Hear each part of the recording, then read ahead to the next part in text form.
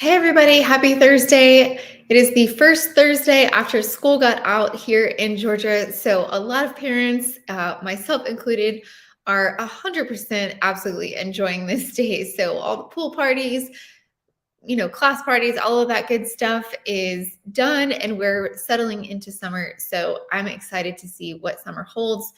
We finally have been warming up around here, so that is really super exciting.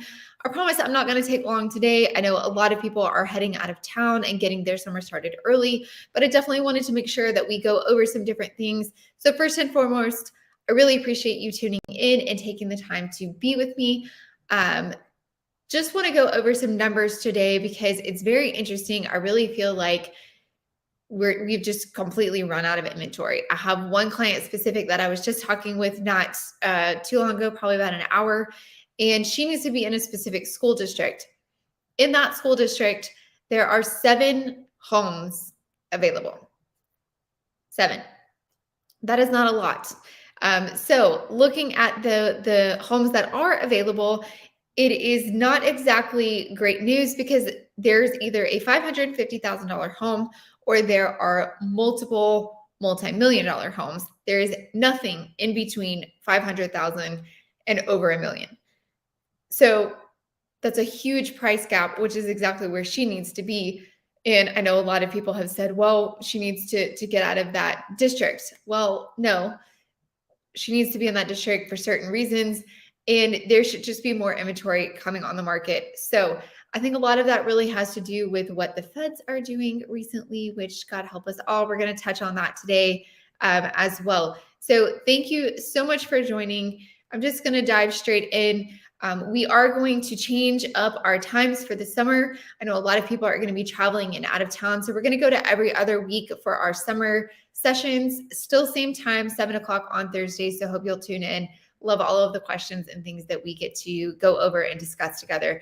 But so let's dive straight in because I want to share my screen with you and let you take a look at what's going on here. Let's see.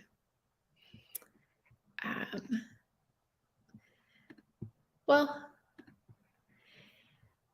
we'll just stick with this. So looking at the numbers right now, we're almost back down to, so in February of 2021, there was only 653 homes on the market in Gwinnett County. That was the lowest dip that we've seen in the last 3-year span, only 653 homes in Gwinnett County. That is extremely low if you think about how many people live in Gwinnett County. So for only 653 properties to be kind of, taking a turn, that is a really, really low number. So today we are actually at 1,100 properties. So that's still a drastically low number. And if you look at the swoop, which I would love to show you, the swoop, we are just going down so quickly. Inventory is just steadily diving, and we are not seeing any relief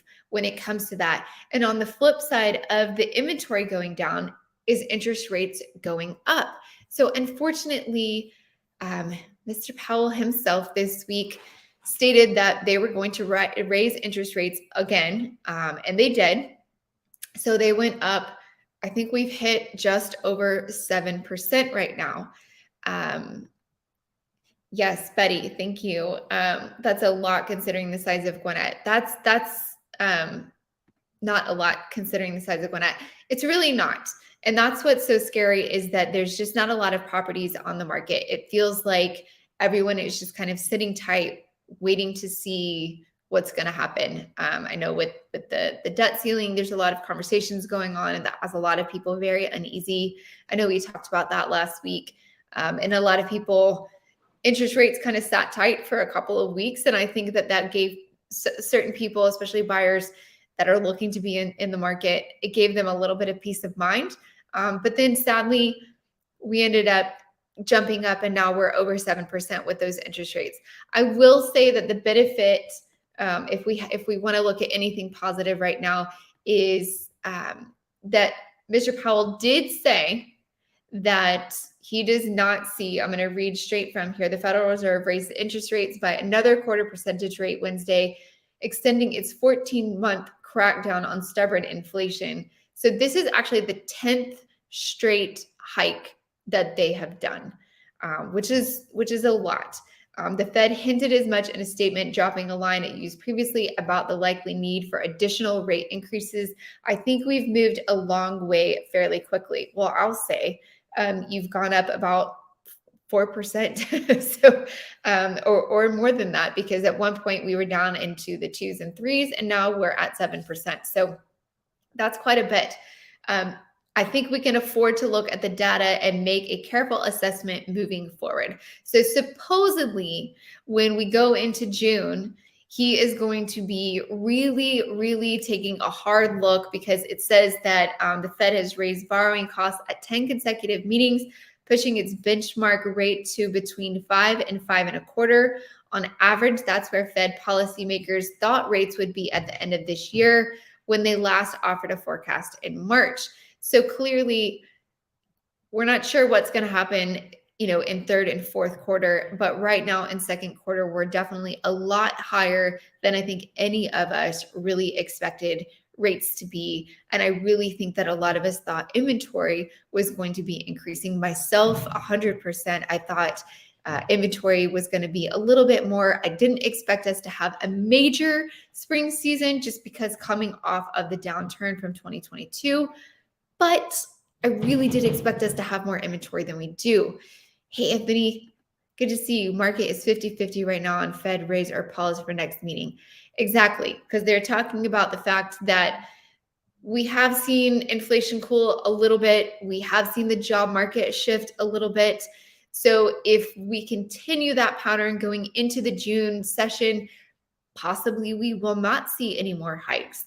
I think there really is no way to determine. I feel like every time we predict what they're going to do, it's totally wrong, because we really cannot see what's going to happen in the next couple of weeks. I do think that we have seen a little bit of a shift when it comes to the job market. I don't feel like there's quite as many people, that are looking for employment. It does state, though, while inflation has cooled since last summer, it's still more than twice as high as the central bank's target of 2%, which is why we are in the boat that we're in. As long as inflation is still above where their benchmark of what they want it to be, they're going to continue to control it, or they're going to attempt to control it at all costs, which is why interest rates continue to rise. The problem is, as interest rates have risen, it really has not driven the cost of home prices down.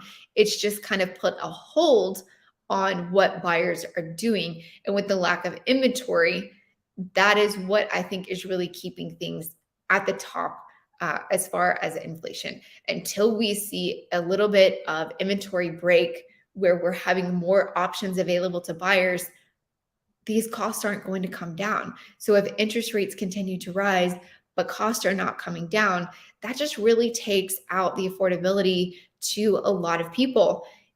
What's the answer? What do we do? I wish I had a crystal ball and it could shake it up and tell us exactly what we're going to see. Because if you look, and obviously you can't, so I'll just explain it to you. It's funny, because if you look between single family homes, which is going to be detached properties, or you look between residential attached properties, which is going to be condos, townhomes, anything like that, the attached properties are all over the board, and they actually have dipped more than anything when it comes to new listings. They have just fallen off the map. So a lot of people are holding onto those properties for investment properties. And then a lot of people are also holding onto those properties, just sitting tight, because they're waiting to see what's going to happen. Sadly, if I'm honest, I don't think we're going to see a lot of stability in the market until 2024. And again, I'm not Powell. I don't know exactly what's going to happen. So these are just my personal thoughts and predictions that I'm sharing with you. Don't hold my feet to the fire, because you can't take me to court and sue me over my thoughts and opinions.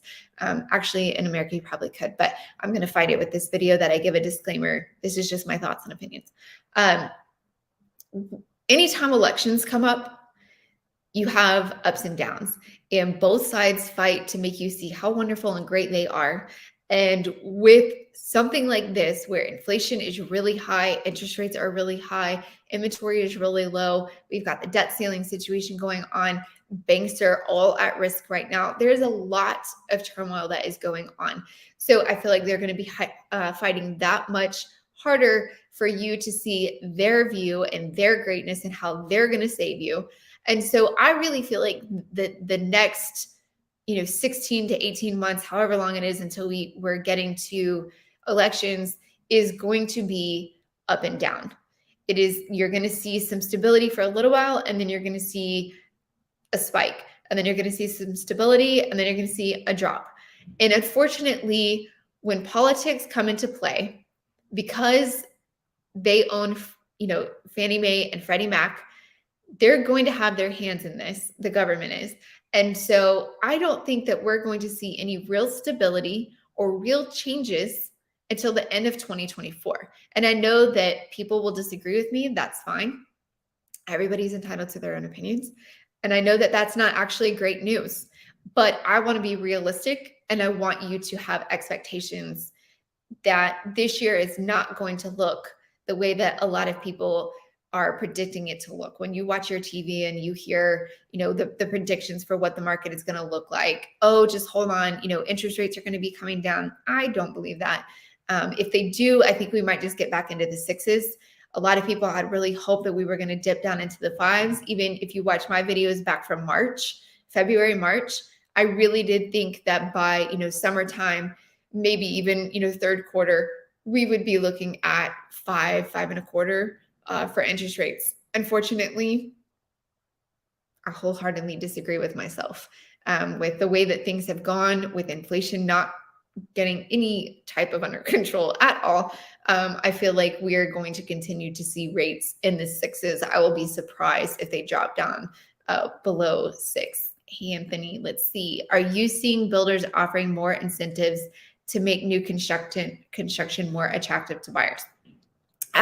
So it's interesting because when everything started to slow down last, September, October timeframe, we were seeing builders coming out of the woodworks with incentives, because for the last 2 years, it had been like hustle and bustle for them. They couldn't keep up with the amount of buyers that they had. And all of a sudden it came to a screeching halt, which I'm sure for them kind of reminded them of 2008.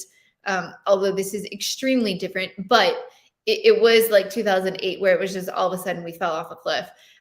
July of 2022, it was just, we're dead silent. So they were coming out of the woodworks, offering incentives to buyers, especially rate incentives, buying down the rate. And then they were even offering incentives to agents who for the last 2 years, they didn't want to talk to us. And now they were offering us, incentives to bring our buyers to come and see their inventory. We have not seen that as much recently. We definitely have not seen the rate buy downs. I think people were excited about that at first because it sounded great. Hey, I can get you back down to 3 or 4%. I think people finally started to do the math and realized that's probably not the smartest way to spend my money, because if a year from now, let's say that after elections, rates come back down to a reasonable price of 4 to 5%, and I just spent $30,000 on a rate buy down, and now I could have just refinanced if I waited a year. I just lost $30,000. So I think a lot of people did the math and realized that those rate buy downs were just really, really not the best idea and the best use of funds. So I have seen builders doing some incentives, as, including a refrigerator or giving you a certain amount to put towards homes that were in the design studio, things that we've seen them do over the years. I have not seen them doing a lot though, because one thing that you'll notice about builders specifically is with new home construction, they are not really going to do reductions in the cost. Because then if you were to buy a home at $500,000 and then they were to discount it for the next person to $575,000, that makes them look really bad. So a lot of times you will not see them doing that. You will see them doing things on the back end, like giving you money towards closing cost or giving you money towards the design studio, like I just mentioned.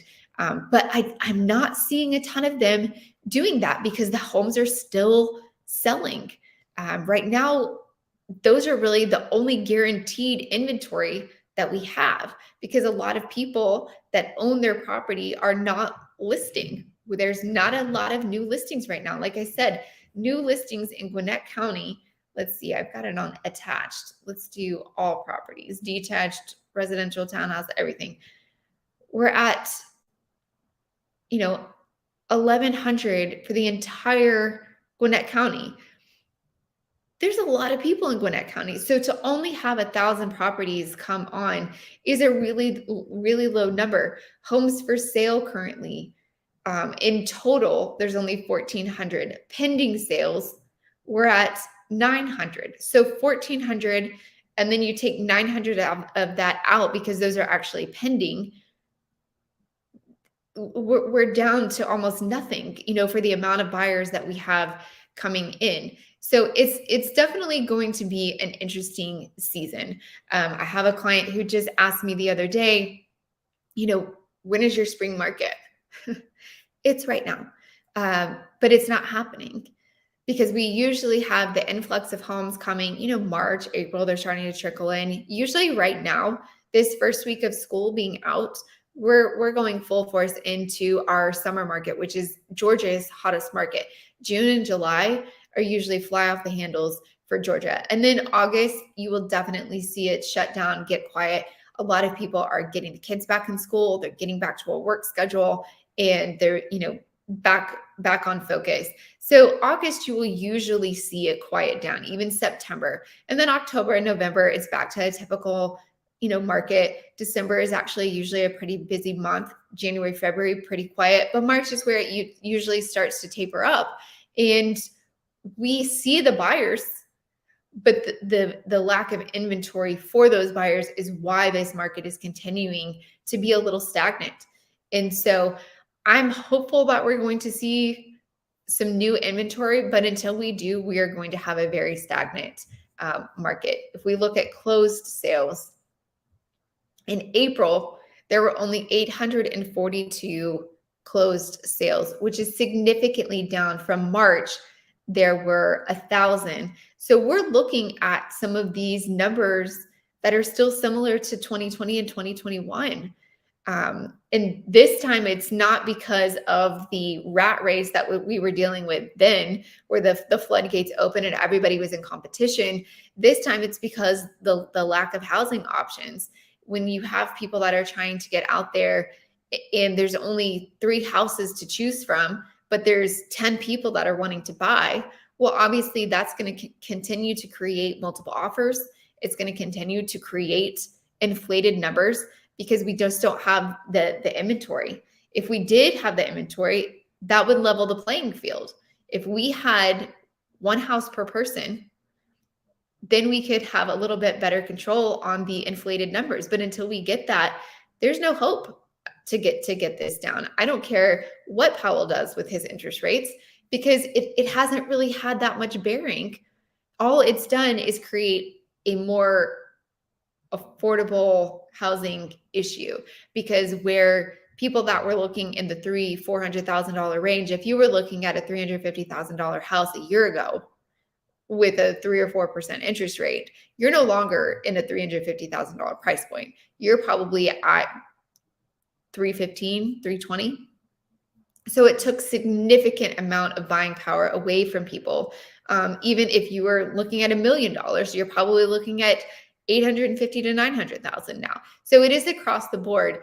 But obviously, this has a bigger impact on people that have a very tight budget, that are looking at that 3 to 350, because you would be surprised. You would be so surprised at the difference between a $300,000 property and a $350,000 property. It is a massive difference in the home that you can get. And you would think just at $50,000 that, there might be you might get an extra bedroom or an extra bathroom. No, it is literally the difference between buying a trailer and buying a decent, option for your first time home. So we've had to kind of start looking at options that are outside of the areas that a lot of people are shopping. I've seen a lot of people going to Ball Ground.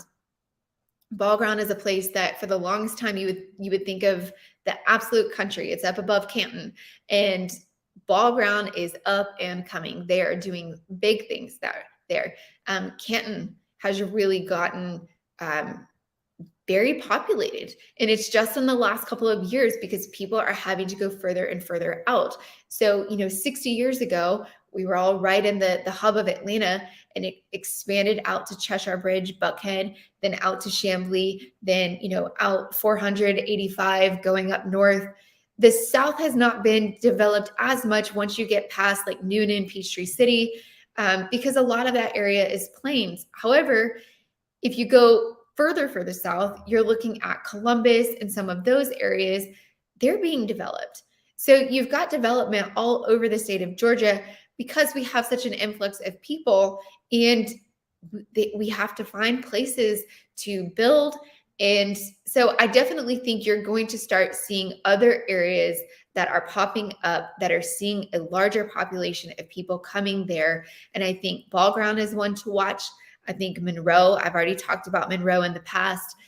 Their little downtown has done great things.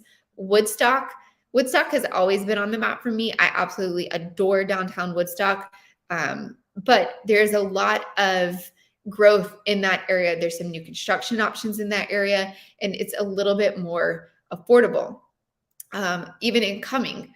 Cumming is one that I've kind of talked about this before. And if you watch my video on Cumming, I've talked about, for the people that live here, Cumming is really divided up into 3 sections. No, you're not going to see it on a map, but if you ask anybody that lives here for any amount of time, South Cumming is more Alpharetta. Basically, you could literally drive into Alpharetta and out without even realizing it.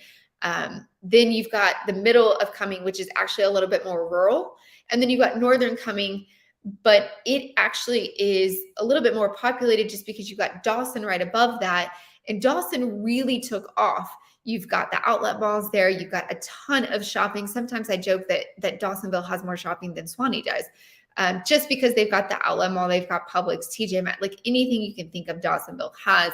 So that north side of Cumming, they can drive right there and have that, which is a great benefit for them. However, the middle of Cumming has always been pretty rural. On one side of 400, you've got Lake Lanier and a lot of houses that back up to that. And then on the other side, West Cumming, it's just really been a lot of farmland and not very developed. However, recently in the last couple of years, a lot of builders have been going out that way because you've got the Cumming City Center that was just built. My family and I actually went out there. It is an absolutely adorable place. They have a new restaurant called Homestead. It's basically like a farm to table style, just opened up, great food. And then they have a really cool amphitheater. It's huge. Kind of reminds me of the Bowl at Sugar Hill, but even bigger. So they're going to be doing a lot of live concerts and things there this summer. And then they also have an adorable little putt-putt area. And I haven't played putt-putt in a really long time because there's just not a lot of places here to do it. The place that I used to go is off of Pleasant Hill Road. So you have to drive into Duluth a little bit, right off of 85. It's called Pirates Cove. I've gone there since I was a kid. And let's just say it's not the classiest. I don't know how else to say it. This place over in Cumming City Center is a blast. And then if you've been keeping up with the news at all, you probably saw it on my Instagram as well. I was talking about the fact that they have proposed over in Cumming that they're going to be doing an arena, which would be a hockey arena, and they would be doing a lot of shopping. So if they move forward with that, and it's already been put through the first vote, now we're going into the second vote. If that passes, Cumming is going to blow up, mark my words, because it's going to rival the Battery and things like that. That's kind of the vibe that they're going for, because our hockey team left us a few years ago and went up to Canada. So I guess we're going to be starting from scratch. I'm not sure what's really going on with the team itself, but I really feel like if that starts to get built in Cumming, you are going to see a lot of growth over in the Cumming area. And that's going to be kind of on that west side of Highway 400 in that more rural area, but they're starting to see a lot of growth over there. Highway 9 takes you in, so there's some good infrastructure there, and I know that they're working on it. So, Anthony, let's see. Is Bethlehem a good spot to consider? Yes. So you've got Bethlehem and Winder that are both a little bit further north. They are both still, I don't want to call them rural because that's not the right word, because there definitely is some growth out there. However, they have been slow to grow. There's not the speed that you see happening in, like, say, Cumming or Monroe, Ball Ground, where you just see them popping up. Bethlehem and Winder have still both been a little bit slower with their growth, which I'm not saying that that's necessarily a bad thing. A lot of times you see these areas that are growing so quickly that they're not able to keep up with the infrastructure. They're not, they wait until the people are there, and then there's all these road closures. People are angry because traffic is horrendous. Well, they didn't keep up with the influx of people. Now they're trying to go back and build, but now all the people are already here. So it's a double-edged sword, because if you build and the people don't come, you wasted money. But if the people are here and now you're building, you got pissed off people because I'm sitting in traffic while you've got 3 lanes of Peachtree Industrial closed. Not that I feel that way personally or anything. So Bethlehem is one. It's country, and I think that you're going to see more growth coming there. It's not there yet. So it's one that I would put on my watch list. We absolutely love Woodstock. We do. We do indeed, Noah, because the downtown area is adorable. And they have a Thai tea place, which my family, is addicted to Thai tea, and it's one of the best over there. So drop any questions or thoughts, comments that you have in the chat. I promised you guys I wasn't going to keep you long today, and I want to make sure that I keep my word. It is 7:30 here. And so if you have any questions, comments, drop them in the chat. I want to make sure that I get to those before we jump off. Keep in mind, next week we will not be on. We're going to go to every other week during the summer, 7 o'clock on Thursdays. So looks like we've wrapped up. I really appreciate you guys tuning in tonight. We will make sure that we dive in deep every other week to make sure that we're getting all of your questions answered. I hope you guys have a great summer, and I'll see you next time.